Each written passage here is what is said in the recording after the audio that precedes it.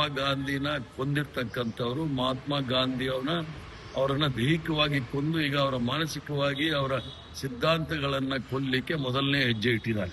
ಸಾಂವಿಧಾನಿಕವಾಗಿ ನಮ್ಮ ಹಕ್ಕನ್ನ ನಮಗೆ ಉದ್ಯೋಗದ ಹಕ್ಕನ್ನು ಕೊಟ್ಟಿತ್ತು. ಇವರು ಆ ಉದ್ಯೋಗದ ಹಕ್ಕನ್ನ ಸಾಂವಿಧಾನಿಕವಾಗಿ ಕಿತ್ಕೊಂಡಿದ್ದಾರೆ. ದೇಶದ್ರೋಹಿಗಳೆಲ್ಲ ಜಿ ಅಂತಾನೆ ಇಟ್ಕೊಂಡಿರೋದು. ಸತ್ಯವನ್ನ ಜೀರ್ಣ ಮಾಡ್ಕೊಳ್ದೇ ಇರತಕ್ಕಂತ ಭಾರತೀಯ ಜನತಾ ಪಾರ್ಟಿಯವರು ಸುಳ್ಳಿನ ಮುಸುಕ ಹಾಕೊಂಡು ಜನಗಳ ಮುಂದೆ ಬಂದಿದ್ದಾರೆ. 125 ದಿವಸ ಅಂತ ಹೇಳಿದ್ರೆ 2 ಲಕ್ಷ ಕೋಟಿ ಮೇಲೆ ಹಣ ಬೇಕಾಗಿದೆ. ಈ ಸುಳ್ಳನ್ನ ಯಾರು ಹೇಳ್ತಾ ಇದ್ದಾರೆ? ಅವರು ಕೊಟ್ಟಿರ್ತಕ್ಕಂತ ಇವತ್ತಿನ ಎಲ್ಲ ಪತ್ರಿಕೆಗಳಲ್ಲಿ ಲಕ್ಷಾಂತರ ರೂಪಾಯಿ ಖರ್ಚು ಮಾಡಿ ಸುಳ್ಳಿನ ಸತ್ಯ ಅನ್ನೋದನ್ನ ಯಾವ ರೀತಿ ಬಿಂಬಿಸಬೇಕು ಅನ್ನೋದನ್ನ ಪ್ರಯತ್ನ ಭಾರತೀಯ ಜನತಾ ಪಾರ್ಟಿಯವರು ಮಾಡಿದ್ದಾರೆ.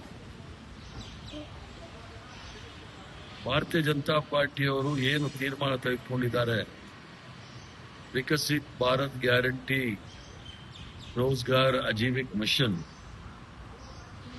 ಅದಕ್ಕೆ ವಿಗ್ರಾಮ್ ಜಿ ಅಂತ ಇಟ್ಕೊಂಡಿದ್ದಾರೆ. ದೇಶದ್ರೋಹಿಗಳೆಲ್ಲ ಜಿ ಅಂತಾನೆ ಇಟ್ಕೊಂಡಿರೋದು. ಆ ಪಕ್ಷದ ಸೂತ್ರಧಾರರೆಲ್ಲ ಜಿ ಅಂತ ಇಟ್ಕೊಂಡಿದ್ದಾರೆ. ಆದ್ರಿಂದ ಆ ಗುಂಗಲ್ಲಿದ್ದಾರೆ ಇವರು. ಮನ್ರೇಗಾ ವಿಚಾರದಲ್ಲಿ ಅವರ ವಿರೋಧ ಇಲ್ಲ. ಭಾರತೀಯ ಜನತಾ ಪಾರ್ಟಿಯವರು ಅವ್ರು ಹೇಳಿದ್ದು ಮನ್ರೇಗಾ ಪರ ಇರೋರೇ.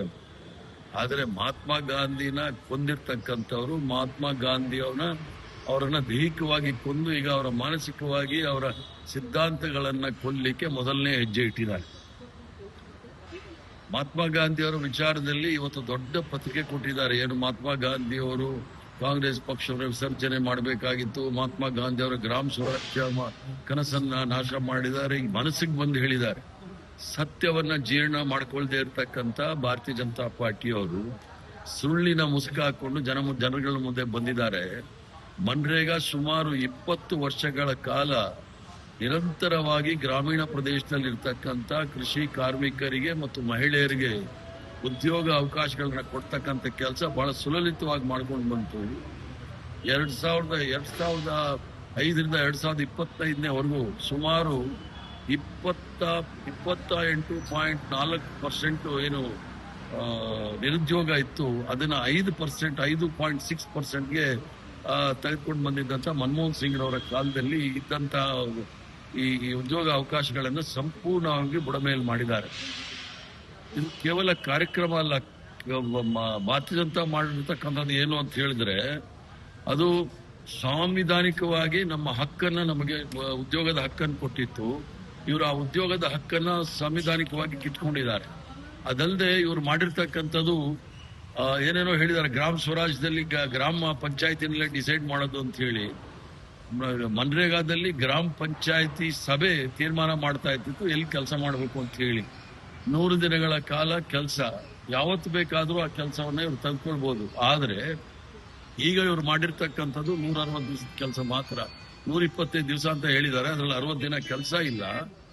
ಅದ್ರ ಜೊತೆಗೆ ನೀವು ನೋಡ್ಬೇಕಾದ್ರೆ ಅವರು ಸರಾಸರಿ 11 ವರ್ಷಗಳ ಕಾಲ ಮನ್ರೇಗಾನ ಯಾವ ರೀತಿ ಅನುಷ್ಠಾನಕ್ಕೆ ತಂದಿದ್ದಾರೆ ಅಂತ ಹೇಳಿದ್ರೆ, 30 ದಿವಸ 100ಕ್ಕೆ 35 ದಿವಸ ಅವ್ರು ಕೆಲಸ ಕೊಟ್ಟಿರೋದು.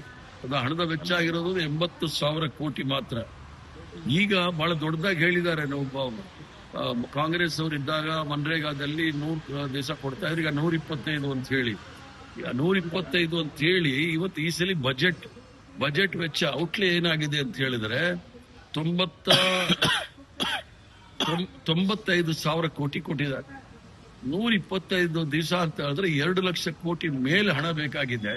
ಈ ಸುಳ್ಳನ್ನ ಯಾರು ಹೇಳ್ತಾ ಇದ್ದಾರೆ? ಈಗಾಗಲೇ ವರ್ಷಕ್ಕೆ 2 ಕೋಟಿ ಉದ್ಯೋಗ, ಎಲ್ರಿಗೂ 15 ಲಕ್ಷ ಅಂತ ಹೇಳಿ ಈಗ ಹೊಸದಾಗಿ 125 ದಿವಸಗಳ ಕಾಲ ಕೆಲಸ ಕೊಡ್ತೀವಿ ಅಂತ ಹೇಳಿ ಅಲೋಕೇಶನ್ ಹಣ ಇವರು ಕೊಟ್ಟಿರೋದು ನೋಡಿದ ವೆಚ್ಚ ಬಜೆಟ್ ಅಲ್ಲಿ ಹೇಳಿರೋದು ನೋಡಿದಾಗ ಅದು 95,000 ಕೋಟಿ. ಸುಳ್ಳನ್ನು ಹೇಳ್ತಕ್ಕಂಥ ಈ ಭಾರತೀಯ ಜನತಾ ಪಾರ್ಟಿಯವರೆಲ್ಲ ಸದಸ್ಯರು ಕೂಡ RSS ಅಲ್ಲಿ ತರಬೇತಿ ಪಡ್ಕೊಂಡು ಬಂದಿರತಕ್ಕಂಥದ್ದು. ಸತ್ಯನ ಸುಳ್ಳು ಹೇಗೆ ಹೇಳ್ಬೇಕು, ಸುಳ್ಳನ್ನ ಸತ್ಯ ಹೇಗೆ ಮಾಡಬೇಕು ಅನ್ನೋದು ಅದರಲ್ಲಿ ಯಶಸ್ವಿಯಾಗಿದ್ದಾರೆ. ಅದನ್ನ ಮತ್ತೊಮ್ಮೆ ಸಾರ್ವಜನಿಕರ ಹಣದ ಯಾಕಂದ್ರೆ ಭಾರತೀಯ ಜನತಾ ಪಾರ್ಟಿ ಅತ್ಯಂತ ಶ್ರೀಮಂತ ಪಾರ್ಟಿ, ಅದು 10,000 ಕೋಟಿ ಇರತಕ್ಕಂಥದ್ದು. ಅವರು ಪತ್ರಿಕೆಗಳಲ್ಲಿ ಅಡ್ವರ್ಟೈಸ್ಮೆಂಟ್ ಕೊಟ್ಬಿಟ್ಟು ಸುಳ್ಳನ್ನ ಪ್ರತಿಬಿಂಬಿಸ್ತಕ್ಕಂಥ ಕೆಲಸ ಭಾರತೀಯ ಜನತಾ ಪಾರ್ಟಿ ಅವ್ರು ಮಾಡ್ತಾರೆ.